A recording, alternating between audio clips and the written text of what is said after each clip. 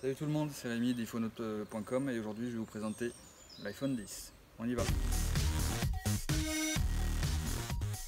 on commence par la boîte. Et dans la boîte on retrouve les habituels AirPods. J'espère que vous les voyez bien. Le petit adaptateur Lightning vers jack. On retrouve également le chargeur normal. Et le petit câble Lightning qui vous permettra de charger le téléphone. Et c'est tout. Il n'y aura pas de chargeur sans fil.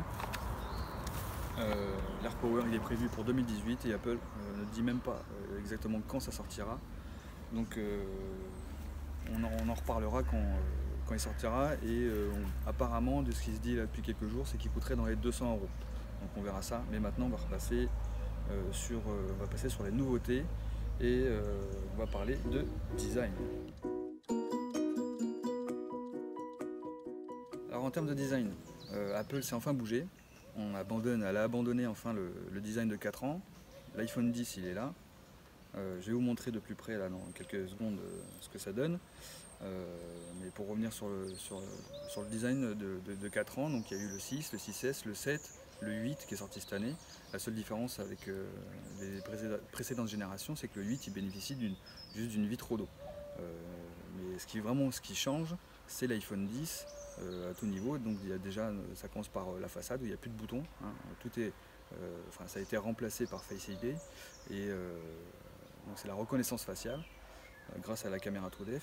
Et donc là je vais vous montrer de plus près ce que ça donne. Donc moi j'ai pris la version gris sidéral qui selon moi est peut-être mieux que l'argent, donc après chacun ses goûts. Donc je vais me rapprocher, je vous montre ce que ça donne. Voilà. Donc on est sur un pourtour en acier inoxydable, donc il a la même couleur que le reste du téléphone, à quelque chose près, sauf que le pourtour lui il est brillant. Je sais pas si on voit bien. Voilà. Donc après la seule différence avec les autres téléphones c'est que le bouton power il est un peu plus long. Mais ce qui change vraiment c'est devant et puis la petite encoche là qui est en haut qui pour certains, certains trouvent ça gênant.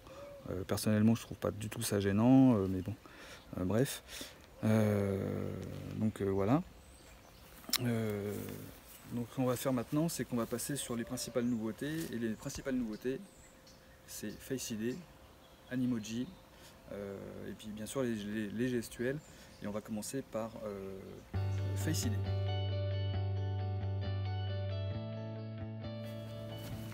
Bon maintenant on passe à la partie Face ID, Face ID, Face ID, bon, c'est Face ID, bon, c'est un peu comme ceux qui disent iPhone, c'est un peu space quoi, enfin bon bref.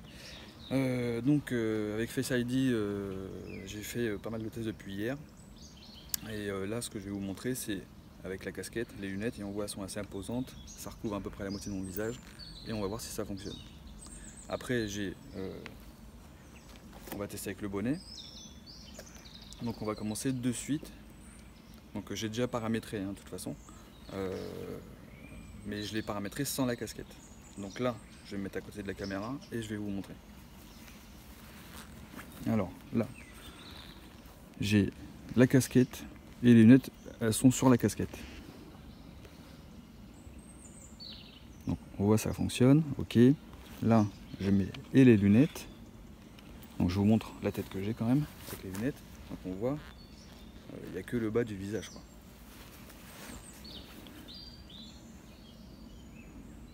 Donc là, on voit le verrou, il est ouvert. Donc après, on peut déverrouiller sans problème. D'ailleurs, je vous montre vite fait qu'on peut déverrouiller rapidement sans se prendre la tête, parce qu'on en a parlé déjà sur le site, mais comment dire, il y en a qui avaient peur, enfin qui disent que c'est plus long sans le bouton, sans Touch ID, tout ça. Donc là, si je lève et hop, je déverrouille direct, en fait, c'est même mieux, en fait, c'est beaucoup plus agréable. Ensuite, là, ce que je vais faire, c'est que je vais tester avec le bonnet. Donc j'enlève la casquette. Je mets que le bonnet.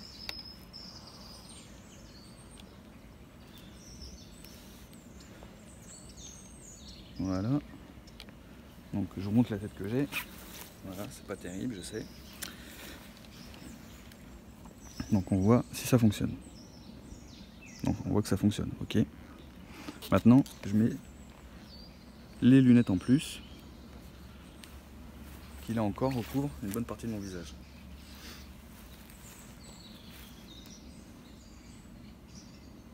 Et voilà, c'est toujours déverrouillé. Donc en somme on peut dire que Face ID fonctionne très bien avec casquette, bonnet, lunettes. Alors lunettes de soleil ça dépend lesquelles évidemment, d'ailleurs Apple le dit sur son site et même sur le téléphone d'ailleurs, dans les paramètres. Et donc Face ID, donc par contre ça peut ne pas fonctionner si vous recouvrez tout le bas et avec une perruque ou quoi, peu importe. Mais si vous recouvrez trop le bas en fait, avec une écharpe par exemple, ça ne marchera pas. En revanche, en pleine nuit, dans le noir total, ça fonctionne nickel, même si vous baissez la luminosité à fond. Hein, j'ai testé, il n'y a aucun problème. Ça fonctionne également si vous courez.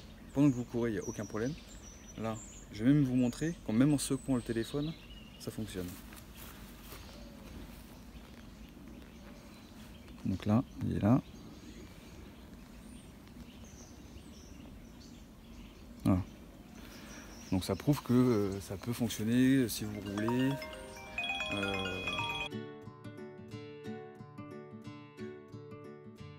Bon, désolé pour cette petite interruption, on reprend. Donc on parlait des Animoji, on y retourne. Donc je vous montre. Bon, déjà une chose qu'il faut savoir, c'est que aucunement besoin d'avoir une connexion internet pour y accéder. Il suffit pour cela de cliquer sur la petite sur le petit icône de l'App Store. Et là vous voyez donc les icônes. Donc là vous voyez, il suit mon visage. Hop, je fais des gros yeux, j'ouvre la bouche, je souris. Donc ce qui est bien, c'est que, alors je vais enregistrer. Donc on voit là, il enregistre. J'ouvre la bouche. Voilà. Hop. Donc on voit là, il enregistre. J'ouvre la bouche. Voilà. Bon, ce qui est bien, c'est qu'il n'y a pas besoin de recommencer pour savoir ce que ça donne avec les autres Animoji. Donc hop, on passe au suivant. Donc on voit là, il enregistre. J'ouvre la bouche. Voilà. Et donc on voit là, il enregistre. Et donc on voit là, il enregistre. Bon, c'est un peu répétitif hein, pour le coup. Mais au moins ça vous permet de voir ce que ça rend. Donc si on arrête ça, si je vous le fais en live par exemple, alors ce qui est marrant c'est lui, enfin tous hein, d'ailleurs. Donc même si vous gonflez les joues,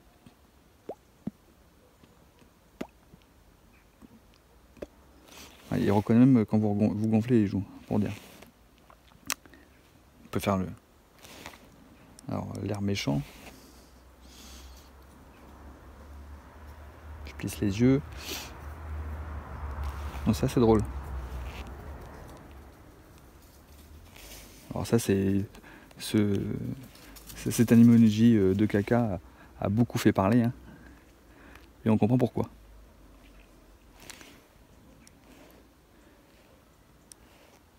Voilà, donc maintenant vous savez comment utiliser les Animoji. Donc vous enregistrez. Une fois que vous avez enregistré, vous pouvez envoyer. Ou sinon vous effacez. Voilà, donc c'est terminé. Et maintenant on passe à la partie gestuelle. Maintenant. On passe à la partie gestuelle.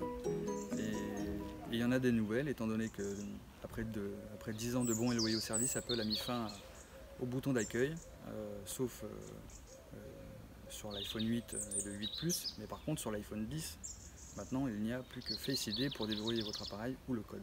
Donc là je vais vous montrer dans quelques instants comment ça fonctionne. Il y a quelques gestuels à apprendre, mais il faut savoir que c'est très simple, ça prend 2 minutes et malgré tout ce qu'on peut lire ou entendre ici et là sur différents sites tech et même chez nous, on n'a pas l'impression que Touch ID va manquer plus d'une journée. Et c'est une vérité puisque c'est exactement le ressentiment que j'ai. Donc je vous montre comment on fait pour par exemple accéder à l'interface depuis l'écran verrouillé.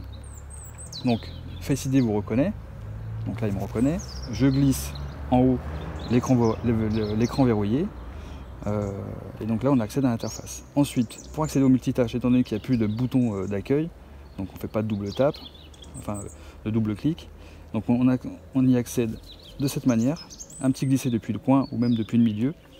Et donc on voit donc les applications qui sont ouvertes. Pour les fermer, vous pouvez soit les fermer comme ça, soit en tapant dans le vide, ou après, mais par contre les applications ne sont pas fermées. Vous fermez juste le multitâche. Pour fermer les applications, il faut maintenir la vignette et cliquer sur les petits sens interdits. Voilà. Vous tapez ensuite dans la partie vide et vous accédez, vous retournez sur l'interface. Ensuite, il y a le mode accès facile, donc c'est le mode à une main qui permet de baisser l'interface. Il suffit de faire un petit glisser vers le bas. Et voilà. Et donc là, vous accédez aux icônes qui étaient en haut initialement. Voilà. C'est tout ce qu'il y a à savoir sur les nouvelles gestuelles, sauf qu'il y a aussi l'accès du centre de contrôle ne se fait plus par le bas, mais par le haut, depuis l'encoche en haut à droite. Voilà. Donc il y a toujours les accès 3D Touch, parce que c'est un écran 3D Touch, et vous le fermez de cette manière. Voilà. Donc on en est terminé pour les gestuels. On est arrivé aussi à la fin de la vidéo. Et donc je remercie à tous ceux qui ont vu cette vidéo. Et je vous dis donc à bientôt.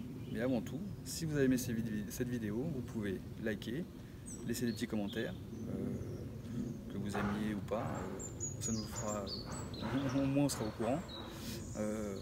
Et puis c'est surtout qu'on va vous préparer quelques petites surprises très bientôt.